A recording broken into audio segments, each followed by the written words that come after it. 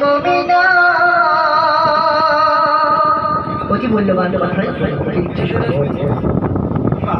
11 মাসের পরে কুদরতি মহিনা